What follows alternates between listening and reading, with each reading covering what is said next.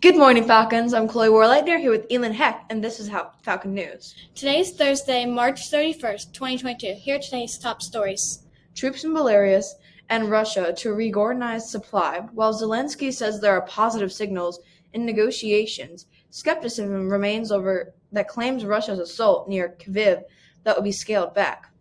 According to the World Food Program, 45% of Ukraine's population is worried about finding enough food to eat, with 1 in 5 reducing the size of number in their own meals to ensure that their children can eat.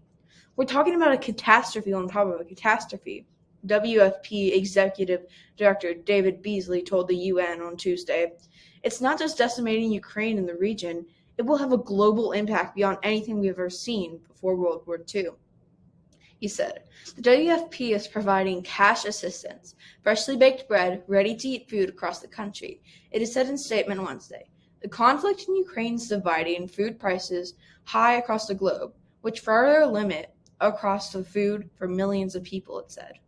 In a country which used to grow food for 400 million people around the world, 1 person in 5 now reports have to reduce the size and numbers of their meals, while adults skip meals so their children can eat, it said. The WFP said it required $590 million to assist millions of people affected by the crisis.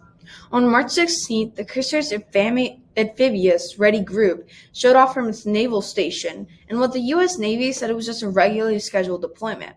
It was the second wave of Russia Bronzan invasion. President Vladimir Putin called a special military operation. Meanwhile, at another pier at the world's largest naval base, an unnamed destroyer remained on the sidelines because its unnamed captain had refused to get the vaccine against COVID-19. In a court filing, his direct supervisor wrote that the captain also showed up for duty with symptoms of infection and lied about traveling outside the Hampton Roads area. A few days earlier, Secretary of the Navy Carlos Santoro visited with soldiers in the USS Gerald R. Ford and later met with members of the news media for question and answer sessions. On Friday, the nation's highest court weighed in by blocking the lower court's ruling that offered protection to the U.S. troops who refused to get the vaccine. When Robert Capelli was an Army judge, advocated general officer. He took part in many court cases in the Hampton Roads area. Today, as a civilian defense attorney in the film Capavilla and Williams, he's keeping a close eye on litigation stemming from opposite to the military's vaccine mandate. On this day in 1889, the Eiffel Tower is dedicated in Paris, a ceremony presided over by Gustave Eiffel, the tower's designer, and attended by French Prime Minister Pierre Tidard, a handful of other dignitaries, and 200 construction workers. To learn more, click on This Day in History in your CMS Students tab. Today will be sunny with the 10% chance of rain with the high 66 and a low of 40. In school news today, High School Musical Junior is just around the corner, April 29th through May 1st. Make plans to be there. You can now pre-order tickets for $5. You can give your cast or check to Miss Burdett. Good luck in our track and field team on their first meet. 8th grade dances back for the first time in 3 years on May 21st. We are so excited. Tickets will be $10. More details to come soon. Lunch choices for today are pizza or chicken. Happy birthday to anybody celebrating. Here's today's Spotlight. What's your name and what do you teach? My name is JC Burdett, and I teach business and technology. Did you always think you would be a teacher? If not, what did you want to be when you grew up? When I was in 2nd grade, I was in Treasure Island, a musical at Covington High School, and I knew from that moment that I had to be an actor or do something with the theater. And then when I got to 12th grade, I was really inspired by my art teacher, who also drove the bus and was a foster parent. And he was just such an incredible person. And he made me, before I made that big decision of going to college, that was definitely the thing that I wanted to do. Look where you are now. You're hosting the High School Musical at CMS. Mm-hmm. What were you like in middle school?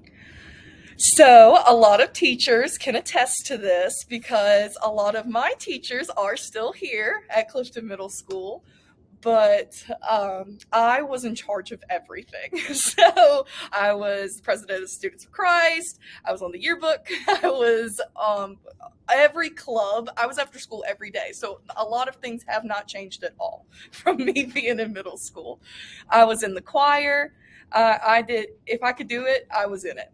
Track team, first female wrestler ever for Clifton Middle School. You can see me in the Hall of Fame by the cafeteria twice. Really? So you can go see my pictures right now. So my wrestling photo is one of those pictures that's up. Yeah. I do have a quick question. Can you name one of the teachers that are still here? Ms. Jones was my 8th grade homeroom teacher. Mrs. DePoys was my 7th grade homeroom teacher. My 6th grade homeroom teacher is now the principal of Callahan. Mr. Wood. Mr. Kraft. Oh, you said elementary school. I thought I heard Clifton Middle School. Mr. Wood was a science teacher when I was a student here. Oh. Mm-hmm. What's your favorite thing about the subject you teach? I love getting kids to think about the future and what they really want to do. So if you have a dream car, you want to figure out how to get that dream car and how to pay for that dream car and the insurance for it. So I love inspiring people to start thinking about what they really want to be when they grow up. What book are you currently reading? Ooh. So I just finished One of Us is Lying, and it is an incredible murder mystery novel for young adults. I might actually read that. I love murder mysteries. It also has a sequel, so that will be the next thing I read. If money were no object, what would you have in your classroom and why? Ooh. We would have video editing equipment and video editing software. So we could have green screens and learn how to do all that digitally. I think could be really fun because we already have Photoshop, but then to reach out into video editing, I think could be really cool. UVA or VT? So Miss Burdett graduated from the University of Virginia's College at Wise, so I'm definitely a UVA fan. Me personally, I'm a VT, but I don't care. All right, you stay over there. Do you have any pets? Tell me about them. I rescued a kitten last year, and her name is Cap. No Cap, her name is Cap, and she is a mess. What type of cat is she? She is a calico, but she's 90% white. Favorite book, movie, or TV show? Ooh. So, favorite movie. Favorite movie right now is actually Turning Red. Do you have a favorite book or TV show? Okay, so my favorite book series is The Vampire Diaries because it actually takes place in Virginia and talks about real places in Virginia, including Roanoke. So Roanoke is even mentioned in the book series, and there's places in the book that you can actually go to. So I thought that was really cool. Do you have a TV show? Oprah. That's a good. I've actually seen a little bit of it, and it's pretty good. Dr. Phil, that's what I should say. Because I was actually on the Dr. Phil show. Were you? Yes, so I actually in September filmed 2 episodes with Dr. Phil.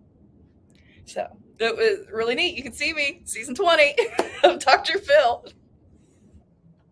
Thanks for tuning in. Have a great day, Falcons.